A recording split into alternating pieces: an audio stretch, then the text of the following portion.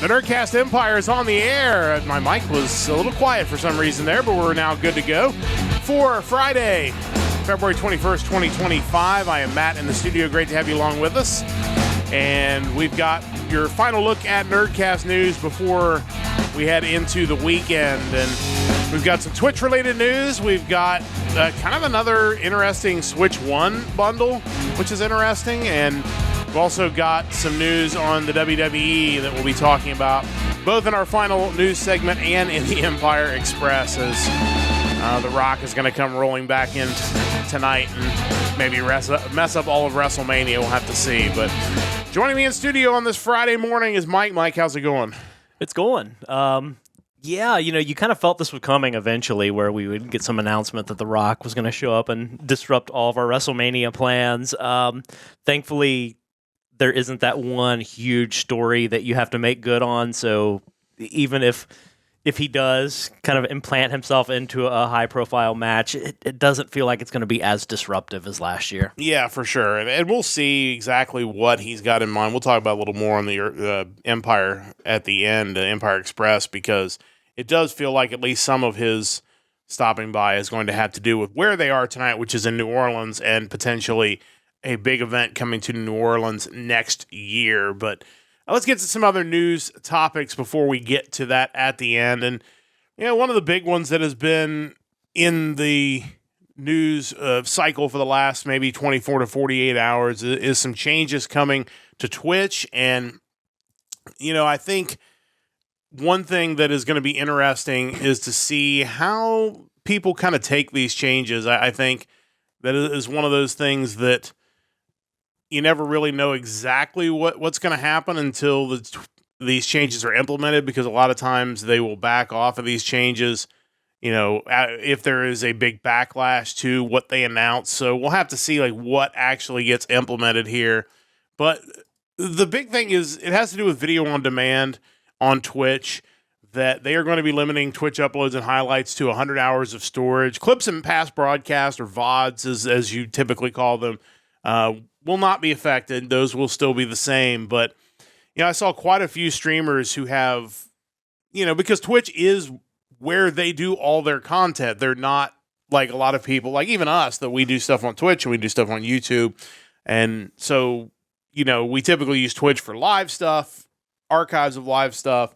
We use YouTube for VODs and things like that. So, we're not in a situation where something like this would probably affect us anytime soon, but there are people that basically just only use Twitch. So they use Twitch for highlights. They upload and archive subathons and things like that. And, we've seen several of those people basically say hey, their account's telling them you can't create any more highlights until you delete stuff. They've got over 1,400 hours of stuff that's been archived over years and years of streaming. And, it gets to a bigger point, and it'll kind of deal with our second news story. That's why I put them both on there, because they're kind of tied together.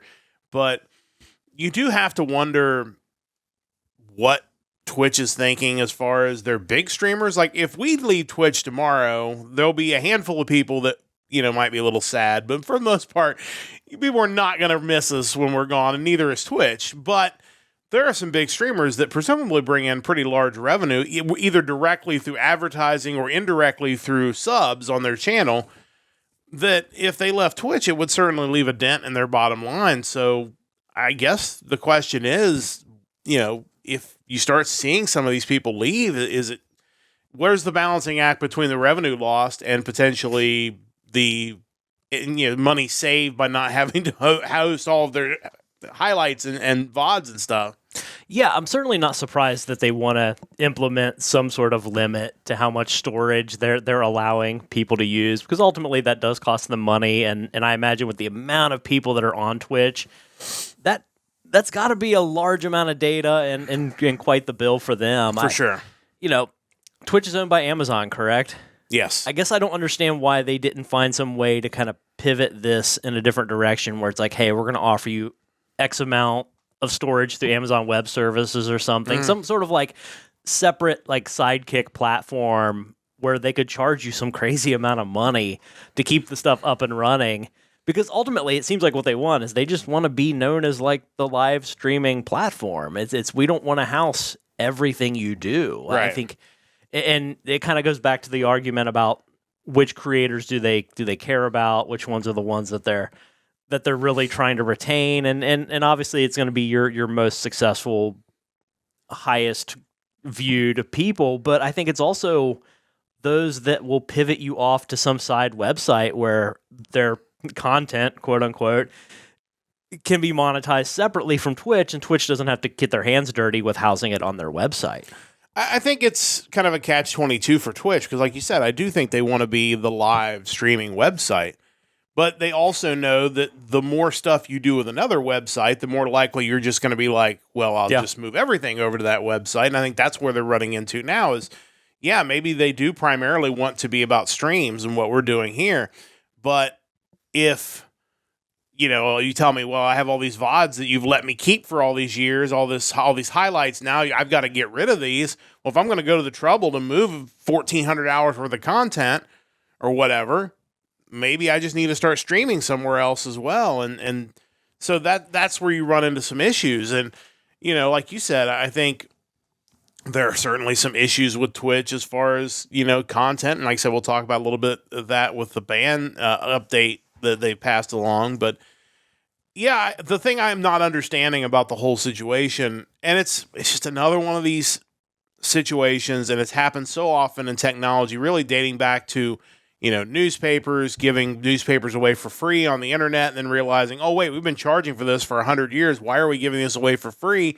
And the you know, horse has already left the barn, and people don't want to pay for it when they should have been paying for it from the beginning, and then it wouldn't have been a big deal.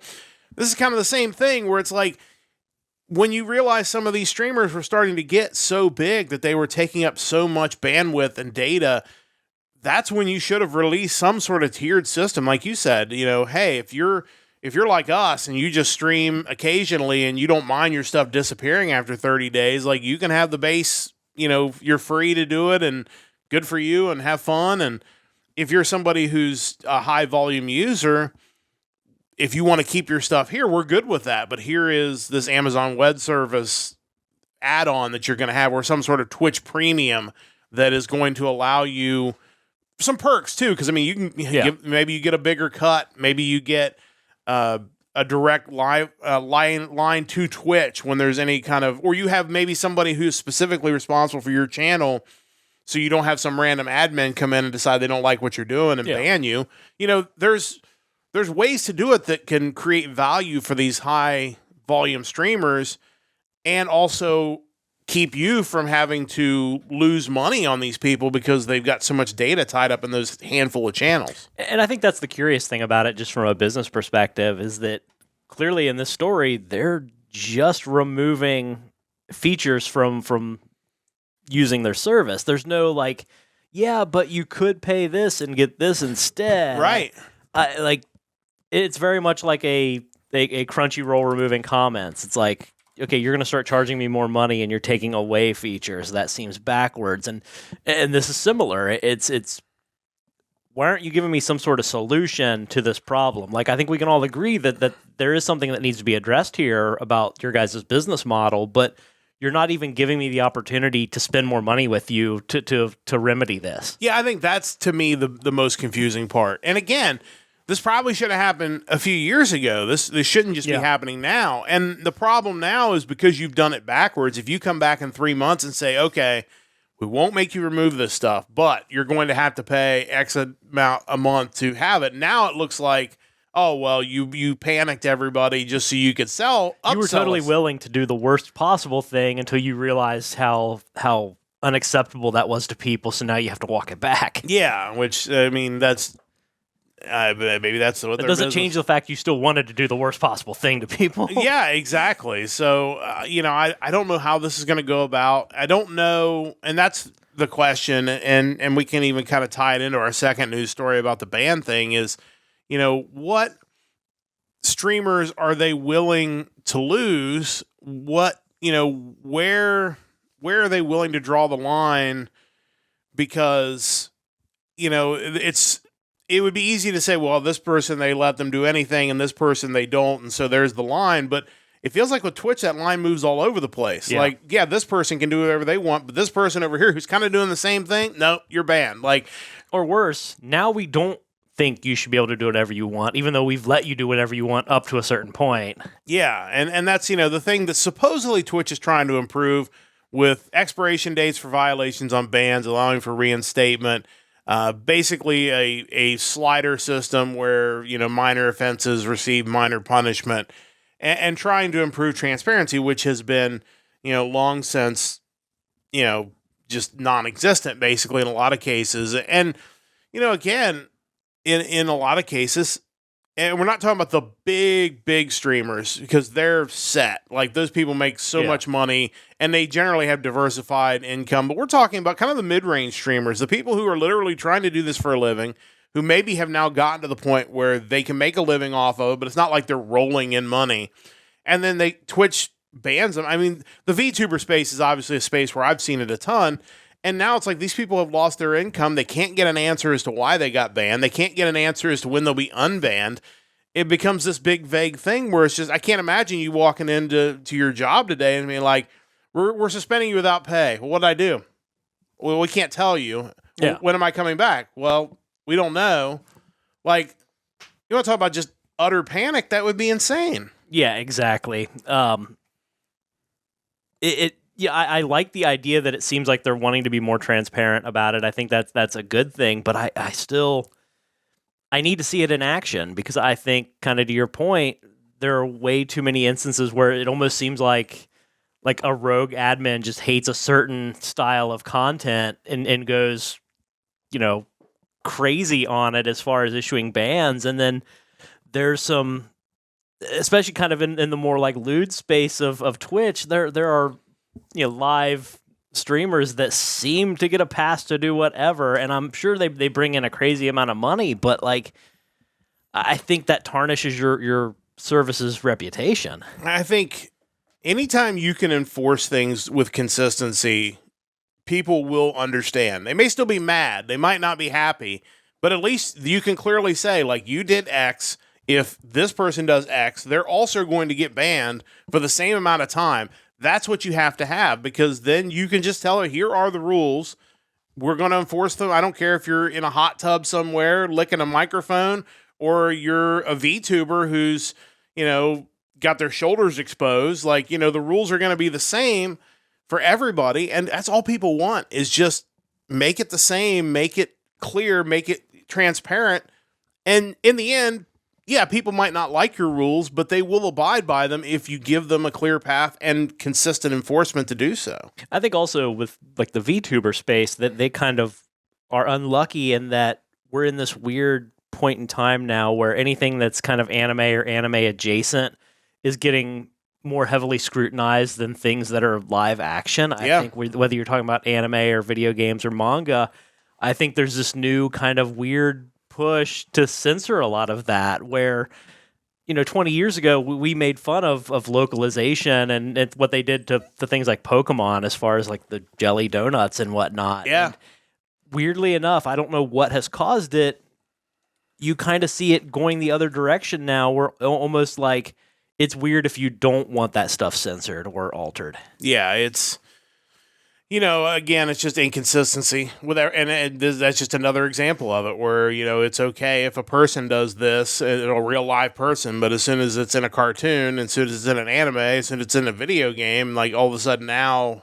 it's a problem. And it's weird, because I know that these aren't quote unquote boomers that are having that opinion, but it's a very much old person mindset where it's, well, if it's animated, it should be for kids, and we have to adjust the standards accordingly. It's really strange, and I thought we had kind of broken free from that in the early 2000s. I thought so too, but the thing of it is, like, you talk about not being, kind of being what you would term a boomer mindset. Well, a lot of us anime fans, a lot of the old school anime fans are getting into that age group now, so it feels like those are the people that are actually more understanding now in some regard, and it's a different generation that, or just some rogue people that decide that they want to tell you what you can enjoy and what you can't enjoy. And then obviously there are some things that, need to be banned or restricted or put behind walls. We're not suggesting there is a line. It's just we don't need it to shift necessarily. Yeah, and we don't need it to be inconsistent, to be here one day and there the next. And that's the whole thing with Twitch. And I'm curious to see what happens, because there has been a pretty strong pushback, especially on the storage thing. But, the ban thing is just one of those things people are just going to have to wait and see. Yeah. And what actually comes of it, I don't know. But we're not looking to get banned here anytime soon, so I don't think we're going to have to worry about it. But we're very not questionable, or we don't really push the envelope in any sense. That's our goal. Maybe a little bit in the music we listen to, but beyond that, we try to be a podcast for everyone. So we're going to continue to do that, and we'll let the bathtub streamers live on that edge. It's very much the Zennial mindset where you're kind of pulling in that Gen X, like, we're just here. We're not. We don't care. We're not trying to disrupt anything. Yeah, we're not punk rock at this point. Like, we're punk rock isn't even punk rock anymore. Well, that's a good point. But yeah, so just just something to keep an eye on. And if you're a Twitch streamer, especially if you're a big Twitch streamer, you're certainly well in tune with what's going on here. A couple other smaller stories to wrap up this week's edition and this Friday's edition. What was interesting to me is we've got a new Switch OLED bundle coming out. It leaked online. It's going to include Super Mario Brothers Wonder. It's going to be sold for $349. We'll also have 3 months of Nintendo Switch Online. And I think I understand the reason, but I'm curious to get your thoughts on it. Kind of seems like Nintendo's way of trying to move a little bit of stock before the Switch 2 rolls around, is it not? Yeah, absolutely. And I'm excited, especially for people who don't currently own an OLED. It's definitely worth picking up. The Switch has been a tremendous system just overall. So if you don't own one yet, jump on this. If you don't have an OLED, go ahead and get one of those, because chances are your non-OLED one's been around a while and probably won't last forever. I'm excited that they finally have a bundle that doesn't include Mario Kart 8 Deluxe. I feel like for a good amount of years, 5-6 years, that's been the annual bundle they've offered. Like Frampton Comes Alive. Basically, you're just issued it. There's something kind of cool too about the thought of you getting Super Mario Brothers Wonder. To me, there's nothing more logical than getting a 2D Super Mario Brothers game packaged in with your Nintendo console. I feel like we saw that back in the day with the NES, the Super Nintendo. It just feels right. And again, it's been a tremendous system. There's plenty to play on there. If you haven't jumped into Switch, now's a pretty good time to do it. And I think that's the message from Nintendo is like, look, we're going to be releasing a new system. Yeah, there's going to be really cool things. And if you're in that market for something new and you've been with Switch for a long time, like, absolutely jump into the Switch 2. We'll tell you all about it in April. But if you don't have that handheld system, if you're looking to get into it, we still got a ton of fun stuff on this system. It's going to continue to be fun for a long time. So it's not like we're just going to be like, you should throw your Switch out the window and just, forget it and get a Switch 2. Like, we're going to be like, hey, we're going to, give you this OLED, which is really awesome, because from all accounts, the Switch 2, at least to start with, is not going to be the OLED version. The rumor has it it's going to be the plastic or whatever it was, the original, mainly. And I've seen the argument for it. It's like, there are going to be a lot of kids have that thing in their hand when they first start. And you don't want your 3-year-old dropping an OLED Switch 2 and shattering the screen right out of the gate. So you're always going to run into that with Nintendo products, which, that is what it is. It is. And, they'll eventually come back with an OLED version, I'm sure, probably a year or two down the road, because that's how those things work. But this is really cool. I mean, chance to get in, like you said, get the 2D Mario Brothers game, which gives you that nostalgia feeling. And buy a great system that if you want to buy this and play it for the next 5 years, there's so much out there. You're going to have a lot of fun with it, even if you don't upgrade to the Switch 2. And the other thing, too, is that with it being Nintendo, I don't think there's necessarily any guarantee that post-release of Switch 2 we'll see a huge price drop in the Switch OLED. Right. I don't... They're rarely beholden to drop prices on anything, so, and you are getting a $60 game packaged in for the price of just the console, so that's pretty cool. Yeah, for sure. If you're been wanting to jump into the Switch, now could still be a good time. Even if you could still wait for the Switch 2, but If you're not necessarily needing the high-end features or the latest and greatest, you can still really get an awesome system for a really good price. One last wrestling story that we're going to tack on here at the end, and this originally came from Fightful, but there was an article written by Cultaholic that kind of got viral yesterday, basically talking about the women in WWE complaining about their booking. It's not Royal Rumble 2022 level, which Fightful reported yesterday evidently was Vince's idea that Ronda Rousey would come back into the 2022 Rumble and eliminate everybody. That would have been hilarious. It sure would have. Yeah. The problem is, I love that idea, but that should be Shayna Baszler doing that. Yes, that's another argument that we could discuss because that's 100% true. But we've talked about it on our wrestling podcasts and our other podcasts. Is WWE is doing a lot of things right, and their program is more enjoyable to watch than it's probably been in many, many years.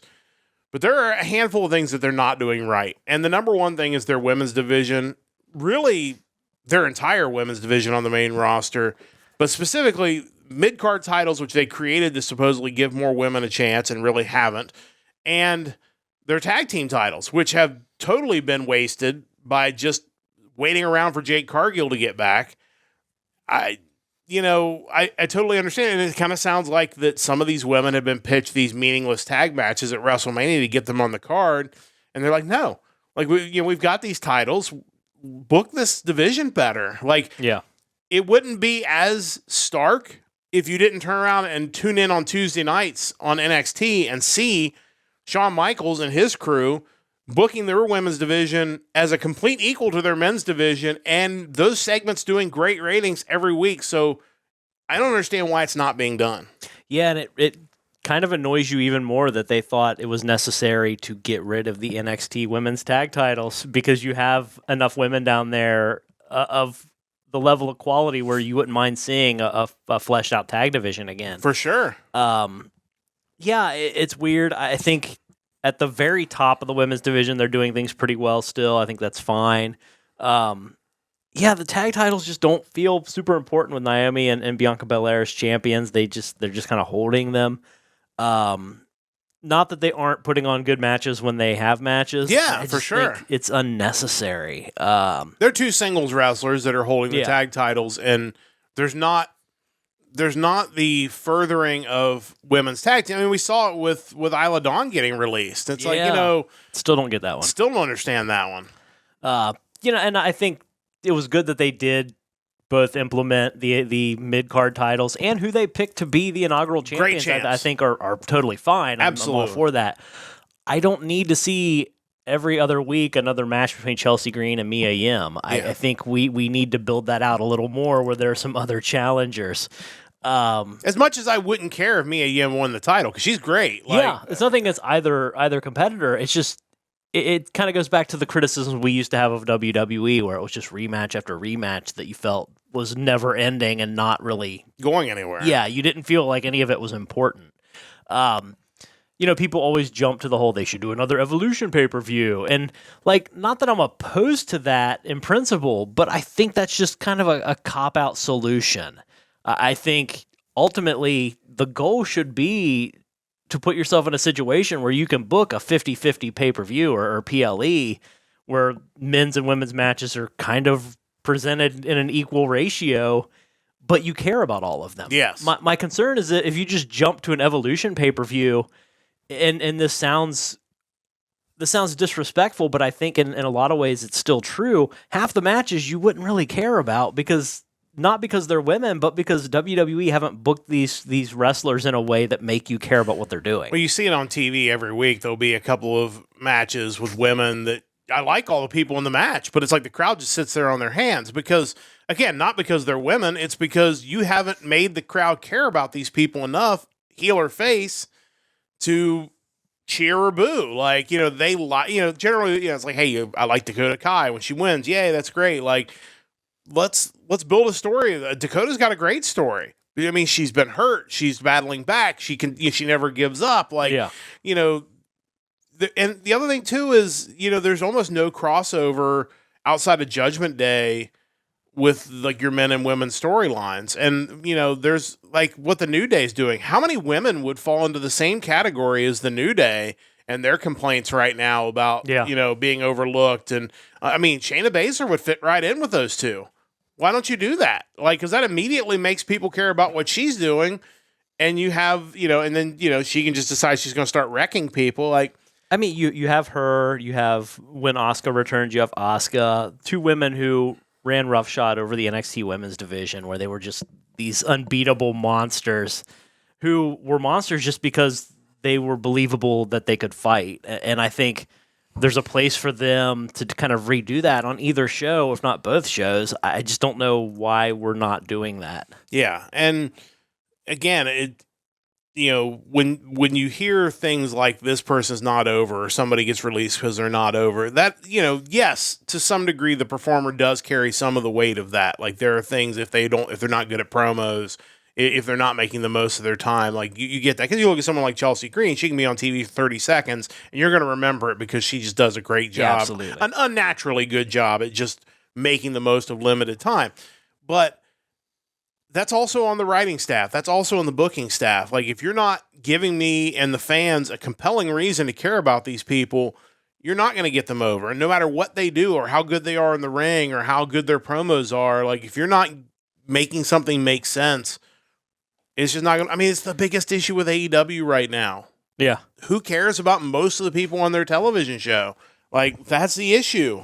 Now, in WWE's defense, to some degree, I feel like we felt this exact same way about the men's tag team division, and they have been making strides to making it more compelling. And, and if you look at who's holding the titles on both shows, you kind of feel like we're finally seeing what Triple H's vision for the main roster would have been had kind of the NXT black and gold been able to transition properly to Raw and SmackDown. It's you have your teams at the top like the War Raiders and DIY and they're actually putting them in situations where you kind of care about what they're doing finally. Yeah. And I think I would hope that they can fix more than one thing at once. Like I hope it's like, okay, we're fixing the men's tag division right now. We can't be bothered with the women's. Yeah, it's like you don't want to think that they're that segmented, but at least there are some positive. You hope. Like clearly they understand what looks like progress. Yeah, for sure. And again, it's only really bad because you see on NXT and you see everything that's going on there, and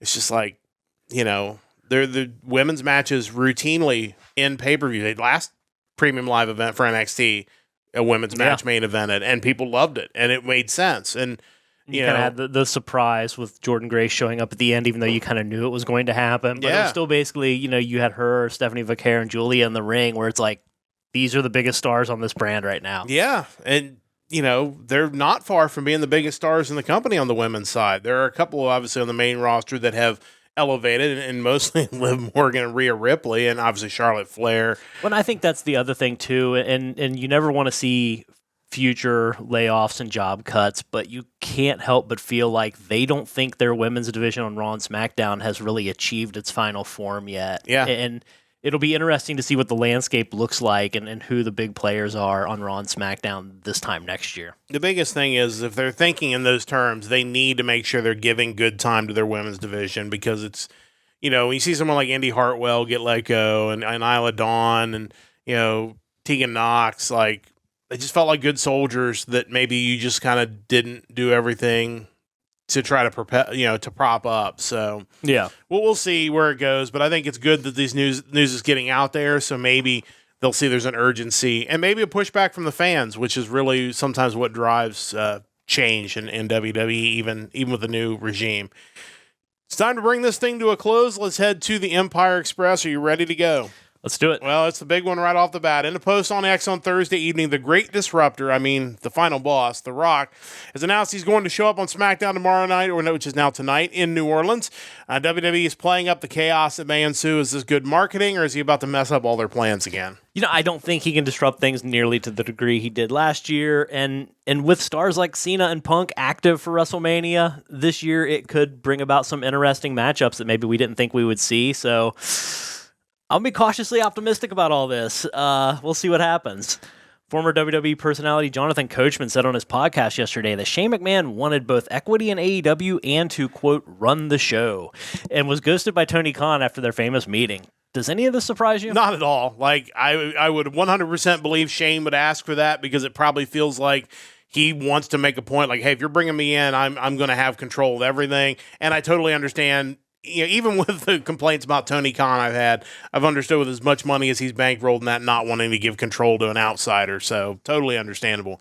Samurai Pizza Cats, a Saban adaptation of the Japanese anime Kyato Ninden Teiyandi, or Cat Ninja Legend Teiyandi, is getting a new side-scrolling RPG video game. Is there enough nostalgia for this show for this game to end up being popular? There has to be more than I realize, I guess. I kind of think back to the release of the Cowabunga collection of the Teenage Mutant Ninja Turtle games that did pretty well in 2022, as well as Shredder's Revenge. Those definitely some nostalgia, and people were really amped about that. Maybe there's kind of the same thing about Samurai Pizza Cats.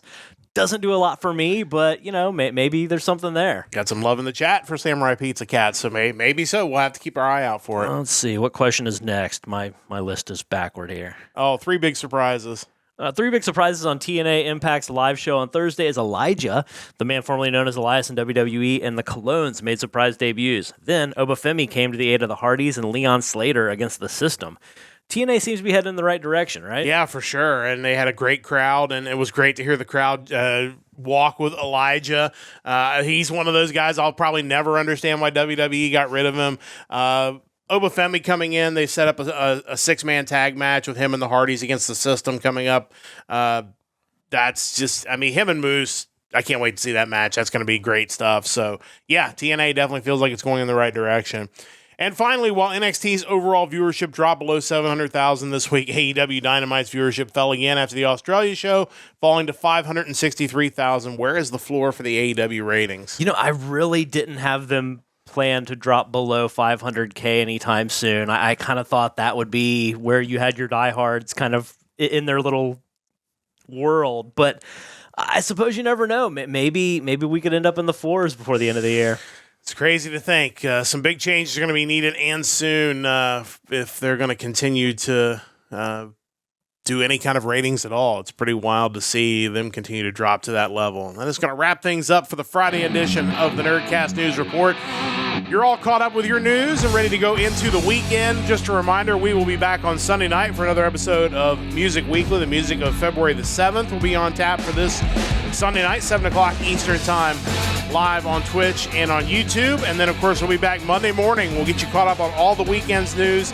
We may have some OhioCon lawsuit news on Monday morning, too. So they had the hearing yesterday. Nothing's been uploaded yet, but we'll let you know if there's some news there. That'll be coming up Monday morning, 8:30 a.m. Eastern Time on the Nerdcast Empire. Big thanks to everybody for joining us. Big thanks for the Stove Lake Media for their continued support of our podcast. Big thanks to Mike for joining me in studio, and a big thanks to you for listening wherever and whenever you may be listening to the Nerdcast Empire. That's going to wrap things up. We'll talk to you again on Sunday for Music Weekly. Until then, don't forget to join the Empire, the Nerdcast Empire.